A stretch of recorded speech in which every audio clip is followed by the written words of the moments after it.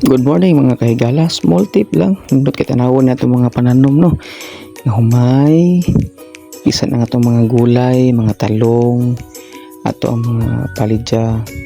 Pero bawa ka nga sa wala pa niyabot ani nga time nabing kahago, investment, singot, kapoy, pagbutag mga fertilizer para lang nga motubo ni siyang nindot tumubong ang daghan.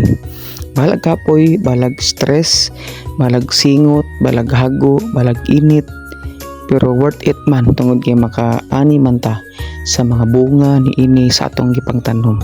Nga na ang kinabuhi sa kalibutan, muhago jud ka para makaani ka. Pero ikabala ka kay ang Dios magauban, mahatag usog, mahatag kaalam, mahatag abilidad, mahatag og kadasig bisan pa man mag-bless sa atong mga pananom aron makabunga ni makaani ta o makakaon.